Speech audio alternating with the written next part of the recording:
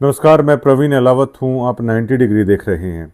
जिस तरीके से सतलोक आश्रम से जुड़े हुए साधु दास ने सतलोक आश्रम की मैनेजमेंट को लेकर उनकी बखियां उधेड़ दी हैं, जिस तरह के आरोप उन्होंने लगाए हैं कि एक दिहाड़ी मजदूरी करने वाला जो एक ऑटो किराए पे लेके जो दिहाड़ी मजदूरी का काम करता है, उस शख्स ने कैसे इस मैनेजमेंट के हाथों में लाखों रुपए दान के दिए और जब उसको ज़रूरत हुई तो इस मैनेजमेंट ने साधु दास के साथ खड़ा होने से पल्ला झाड़ लिया। अब जो आश्रम के तनख्वाही पत्रकार हैं और जो 4 फरगुल्ले बार बार 90 डिग्री को लेकर वीडियो बना रहे थे, तो उन फरगुल्लों को हम कहना चाहते हैं कि अब इस मुद्दे पर आप लोग खामोश क्यों हैं।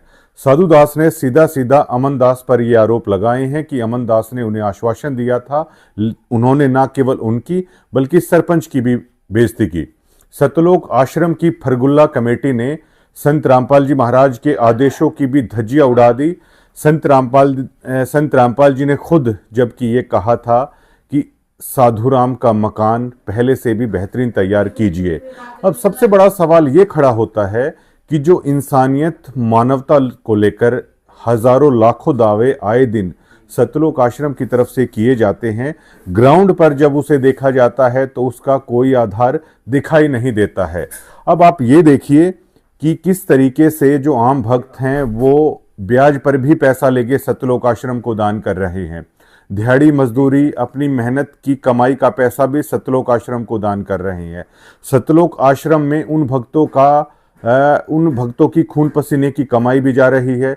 ब्लड डोनेशन के नाम पर हजारों यूनिट खून भी उन भक्तों का निकाला जा रहा है। सतलोक आश्रम में संत रामपाल जी महाराज का घर बन रहा है, ये आदेश बताकर उन लोगों से दिहाड़ी मजदूरी करवाई जा रही है फ्री में।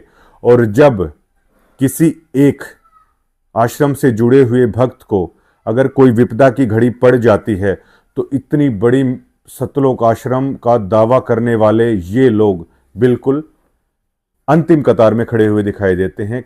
किसी का भी साथ है ये लोग नहीं देते। अब जो ये हाइप क्रिएट करने की इन्होंने कोशिश की थी कि लाखों मकान बनवा दिए, हजारों मकान बना दिए, आप ग्राउंड पे देखेंगे तो इसका हो हल्ला काफी ज्यादा मचाया जा रहा है, जबकि ग्राउंड की स्थिति बहुत अलग है।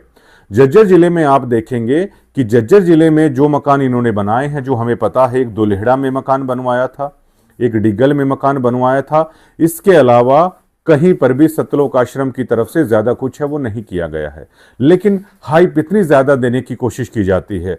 और जबकि हरियाणा में बहुत सारे समाजसेवी ऐसे हैं, मैं झज्जर जिले में बहुत सारे समाजसेवी ऐसे बता सकता हूं जिन्होंने इस मैनेजमेंट से ज्यादा हैं गरीब लोगों के घर बनवा के दिए हैं, लेकिन इनकी तरह हो हल्ला किसी ने नहीं मचाया।